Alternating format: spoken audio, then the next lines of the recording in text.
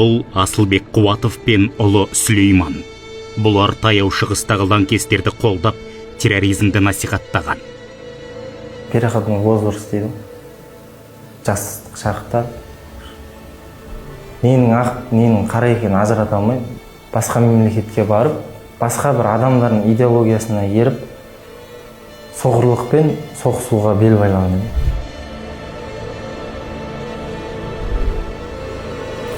Хижет жасалда келді деп шақырады ғой.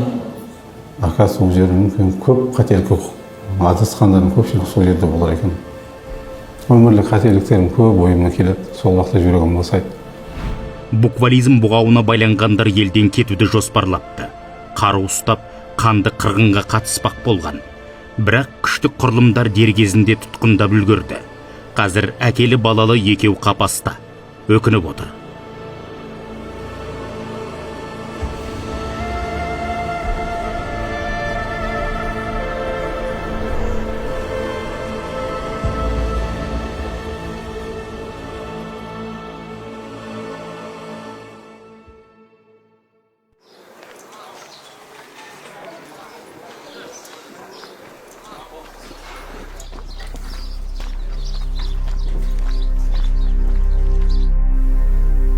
Дінге мен жастық шағымнан бастап қызыға бастадым.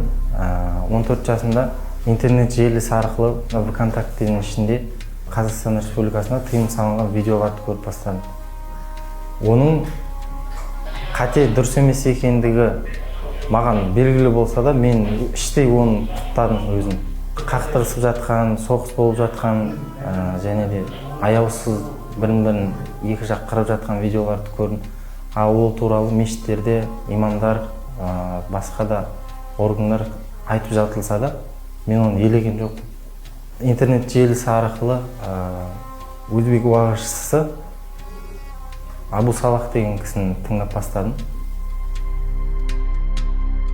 Ол кісінің интернеттегі уағызында, ол жақтағы Сирия мемлекетінде болып жатқан қақтығыстарда мұсылмандар қырылып жатқандығы, және де жас балалардың күнәсіз өлтіріліп жатқандықтары айтылып, және діни Құран аяттармен, сүннет хадистермен джихадтың бізге қазір парыз екенділігі айтылып бастады. Мен оны өзіме міндет қылып алдым мойныма. Сол себептен де ол жаққа мен баруды мақсат тұттым алдыма. Сириядағы болған Даиш мәселесі бүкіл әлемдік коалициялық күштер күресіп, әзер дегенде бері қаратқан сияқты. Не деген сондай күшті топ? Бұлай қарасаңыз, мүлде күші жоқ олар. Олар пикаптарға мініп, қолдарында автоматтармен Аллаху акбар деп шақырады. Ал әлемде дамыған соғыс технологиялары оларды бір аптаның ішінде тасталған шығар болады. Бұл жерде терроризм артында үлкен саяси мүдделер бар. Кез келген радикалды террористік экстремистік топтардың қаржылық үлкен қолдаулары бар. Өйткені сонша адамдардың басын қоспаса, ол сол жерде дүрбелең тудыра алмайды. Сол үшін оларда сол бағытта өте көп былайша айтқан кезде қаражат бөлінеді. Жаңағы әртүрлі топтар, ұйымдар тарапынан. Адамдардың ортада бір топтарды қолдан жасауы, билікке құмар адамдардың өздерінің бір діни бір бағытты ойлап шығаруы секілді ол тарихта бар. Сонымен қатар сыртқы факторлар, қалаларды қиратуы, ислам әлемінде ғалымдардың өлтірілуі секілді, немесе жаңадан бір өздерінің бір басшыларын исламға арнайы ғалымдарды қолдан тағайындау, өздерінің саясатын жүргізетін басшылардың, солардың пәтуасын айтуы, мәселен мемлекеттің бір саясиланып кетуі сияқты нәрселер исламның дамуына зиян берді, жаңа артқа қарай кету әрекет факторлар пайда бола бастады. Осының себебінен адамдардың исламды дұрыс түсінбеуінің себебінен әртүрлі жаңағындай радикалдық топтар ортаға шықты. Исламды күшпен таратамыз деді. Негізінде ғалымдардың дәлелдеуі бойынша соғыс кезінде дінді қабылдаған адамдардан гөрі бейбітшілік кезде исламды қабылдаған адамдардың саны көп болған екен. Себебі ол енді мынау рационалды түрде ойлану арқылы адамдар ақ қараны ажырату арқылы исламның шынайы дін екенін түсінеді. Үйде анаммен ұрысып бастадым осы мән-жай бойынша. Анам маған дұрыс еместігі туралы жай айтты, ұрсып айтты, айқайлап айтты, бірақ мен ол кезде сезінбедім да бұл нәрселерді. Өзімнің пікірім, ойым, интернеттен көрген бейнероликтерімді тек қана құптаумен болдым. Пікірімді үйде әкеме айттым. әкеме жаңағыдай интернет желісіндегі видеороликтерді көрсеттім. Мұсылмандардың жаңағыдай аяусыз қырылып жатқандығы туралы ақпараттарды көргендігім туралы айттым, ішімдегімен бөлістім. Әкем бұл турасында пікірсіз мені тыңдаумен болды.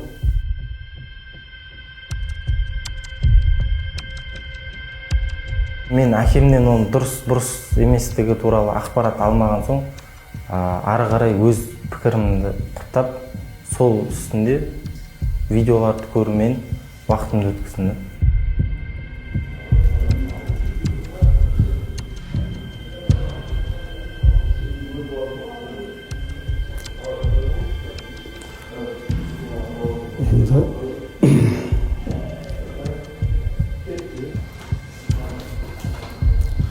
Шатаспайтын адам жоқ. Өзім ойлаймын, сол нәрсені көпшілік адам негізі білімсіздіктен істейді деген бұл нәрсені негізі. Өзім соны түсініп жеттім негізі осы жылдан бері отырып. Абдуллах Бухари солардың уақытында сол айтқан нәрселерін біз де тыңдадық. Хижра жасауда келіңдер деп шақырады ғой. Міндетті түрде шақырады.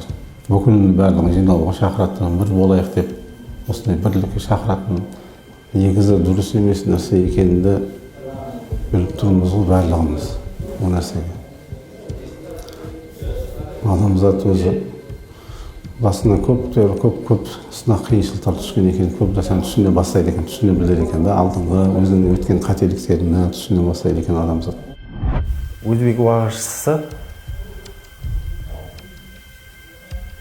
Абу Салах деген кісіні. Ол кісіні 2015 жылдың күз айынан бастап тыңдай бастадым. Жихад қазіргі таңда мұсылмандарға парыз екендігі және де қол ұшын беріп, аянбай сол жолда күресу керектігі туралы айтылды.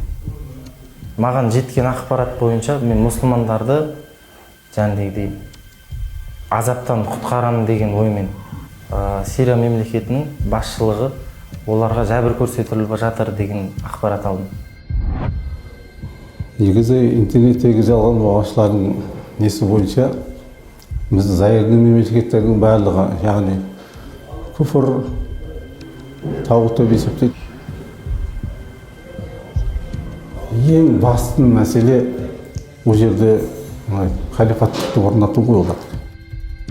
Бұл интернет алаңы өкінішке орай жат ағымның қармауы болып тұр. Пайғамбарымыз айтады, пәтуаға асыққандар, тозаққа асыққандар дейді.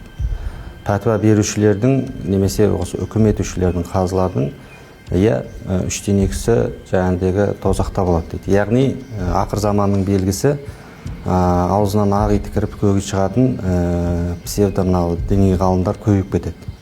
Пайғамбарымыздың хадисі бар ғой, былайша айтқанда, Алла Тағала ілімді ғалымдардың көкірегінен жұлып алумен олай алмайды дейді, суырып алмайды дейді.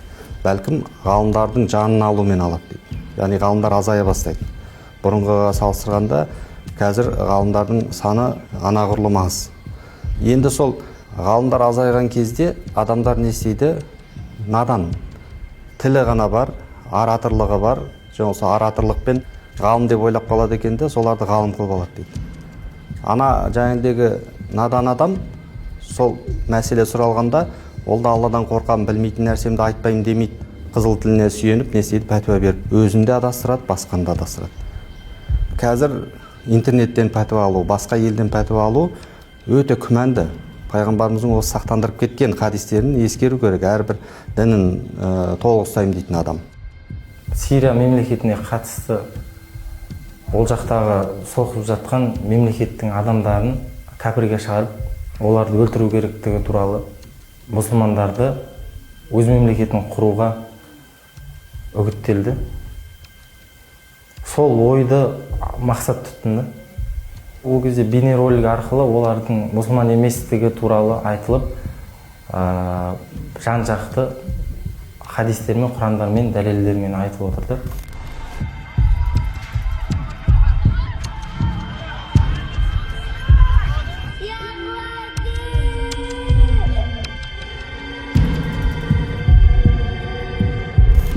Идеологияны сол адамдардың өздері шығарады. енді ақ пен қара бар дейміз ғой, дұрыс емес идеология айтатын. Ал қалған таптағы адамдар сол екеуінің артынан жүрушілер.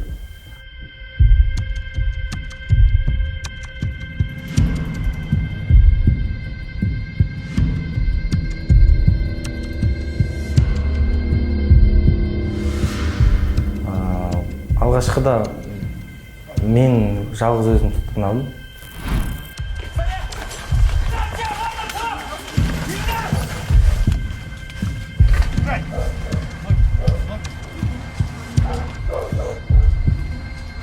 Сосын әкем Қуатов Асылбек, ол кісі де тұтқындалды. Ол кісі интернет желісі арқылы басқа адамдарға видео таратқан және де ұлттық рулық алауыздықты қоздыру бабы бойынша ұсталды. Білімсіздігім арқылы өз әкеме себеп болдым. Өте ауыр тиді, жүрегім езіледі. Ол кездерде білген жоқпын ғой. Балалық болды ма, немесе арбауға түсіп қалғандығым арқылы ма, өмірдегі бар мәнін ата-анам екендігін түсініп жатырмын. Ол кісілердің жүрегін және де өміріне қатты қиыншылық салғаным үшін өзімді қатты кінәлі сезінемін.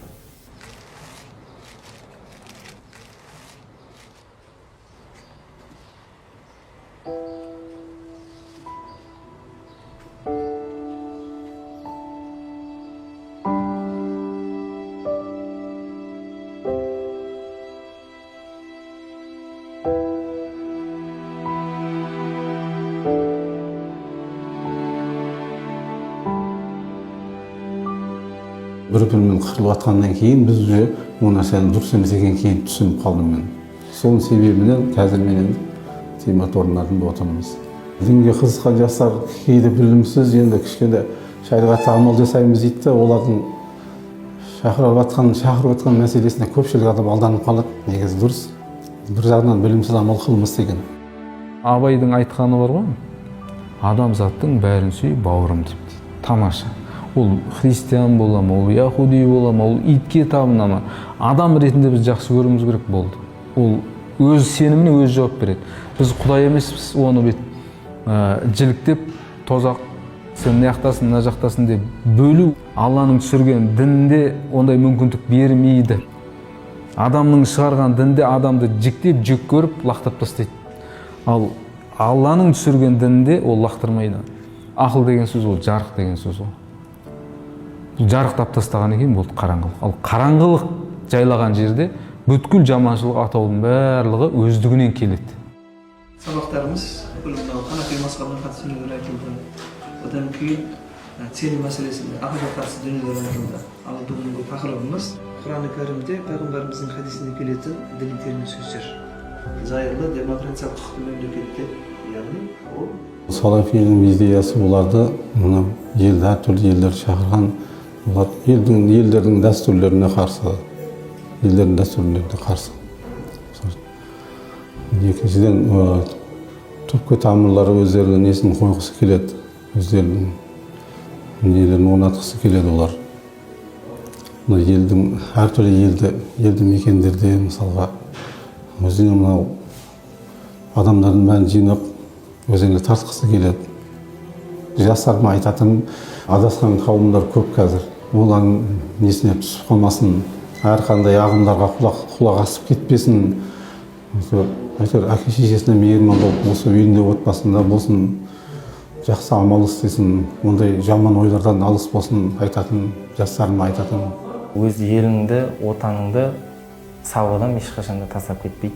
Ол жақта болып жатқан бүліктерге ешқашан бас сұқпайды. Өйткені оның өз отаны, өз отбасы, бауырлары, ағайындары бар. Бұл идеологиядан бас тартуым оңайға тиген жоқ. Ішінде бар нәрсе жаймен уақытпен жоқ болды да, Аллаға шүкір.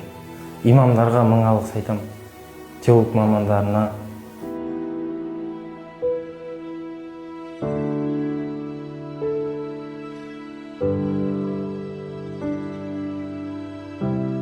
бостандықтағы жастарға айтатын, ата-анасын бірінші орынға қою керек, және де өзінің отанын. Интернет желісіндегі түрлі видеоларға немесе уағызшылардың сөзіне еріп кетпей, елімізде бекітілген, осы рұқсат етілген имамдарды, уағызшыларды тыңдағаны әлдеқайда жақсырақ. Әкелі балалы сотталғандардың шынайы сыры көпке ой салуға тиіс. Олар қателесті, бірақ дер кезінде есін жиды. Заңнан аттағандарын түсінді. Өздері секілді адаспаулар үшін кейінгі жастарға ескерту жасау мүмкіндігін алды. Біле білгенге бұл да бір үлкен жеңіс. Оларды көріп, ең құрғанда бір радикал райынан қайтса, жеңістің еселей түскені. Біздің де тілегіміз сол.